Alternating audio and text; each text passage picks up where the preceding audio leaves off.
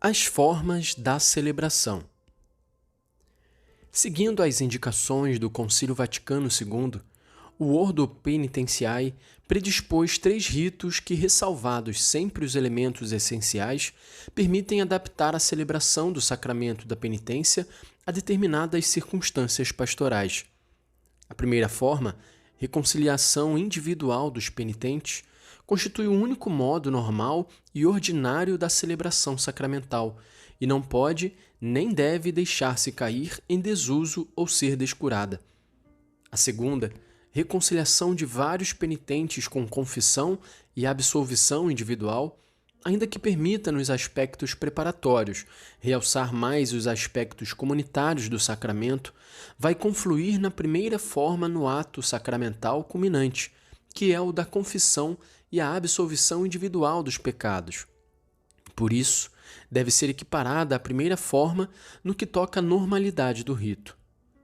A terceira, ao contrário, reconciliação de vários penitentes com a confissão e a absolvição geral, reveste-se de caráter excepcional e não é, por isso, deixada à livre escolha, mas é regulada por uma disciplina especial.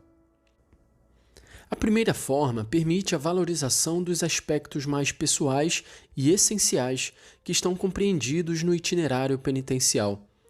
O diálogo entre o penitente e o confessor, o próprio conjunto dos subsídios utilizados, os textos bíblicos, a escolha das formas de satisfação, etc., são elementos que tornam a celebração sacramental mais correspondente à situação concreta do penitente. Descobre-se o valor de tais elementos quando se pensa nas diversas razões que levam um cristão à penitência sacramental. Necessidade de reconciliação pessoal e readmissão na amizade com Deus, recuperando a graça perdida por causa do pecado. Necessidade de verificação do caminho espiritual e, por vezes, de um mais preciso discernimento vocacional. E tantas outras vezes, uma necessidade e um desejo de sair de um estado de apatia espiritual e de crise religiosa. Graças ainda à sua índole individual, a primeira forma de celebração permite associar o sacramento da penitência a algo de diferente, mas perfeitamente conciliável com ele. Refiro-me à direção espiritual. Por conseguinte, é óbvio que a decisão e o empenho pessoais estão claramente significados e solicitados nessa primeira forma. A segunda forma de celebração, precisamente pelo seu caráter comunitário e pela modalidade celebrativa que a caracteriza, faz ressaltar alguns aspectos de grande importância. A palavra de Deus, escutada em comum, tem um efeito singular em relação à sua leitura individual e evidencia melhor o caráter eclesial da conversão e da reconciliação.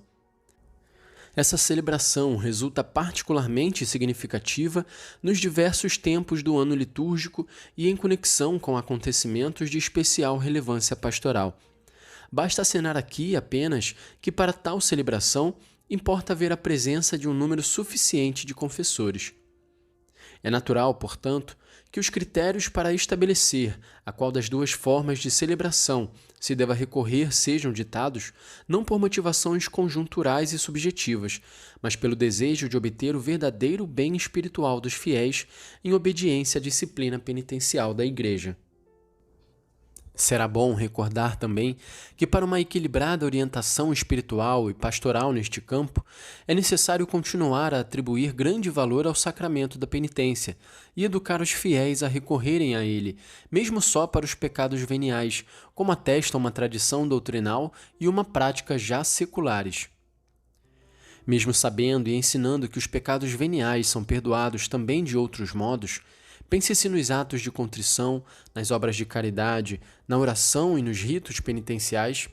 A Igreja não cessa de recordar a todos a singular riqueza do momento sacramental, também pelo que se refere a tais pecados.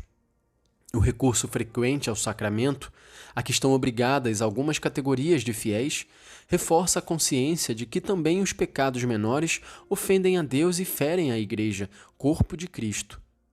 E a celebração do mesmo sacramento torna-se para todos os cristãos ocasião e estímulo a conformarem-se mais intimamente com Cristo e a tornarem-se mais dóceis à voz do Espírito. Sobretudo, deve frisar-se bem o fato de a graça própria da celebração sacramental ter grande eficácia terapêutica e contribuir para arrancar as próprias raízes do pecado. O cuidado dispensado ao aspecto celebrativo, com particular referência à importância da palavra de Deus, lida, evocada e explicada, quando for possível e oportuno, aos fiéis e com os fiéis, contribuirá para vivificar a prática do sacramento e para impedir que decaia para algo de formal e rotineiro. O penitente há de ser ajudado, sobretudo, a descobrir que estará a viver um acontecimento de salvação, capaz de infundir nele um novo impulso de vida e uma verdadeira paz no seu coração. Este cuidado da celebração há de levar ainda, entre outras coisas, a fixar em cada igreja tempos destinados à celebração do sacramento e a educar os fiéis, especialmente as crianças e os jovens, a aterem-se a eles, ordinariamente, salvo a casos de necessidade, em relação aos quais o pastor de almas deverá mostrar-se sempre pronto a acolher de boa vontade quem a ele recorrer.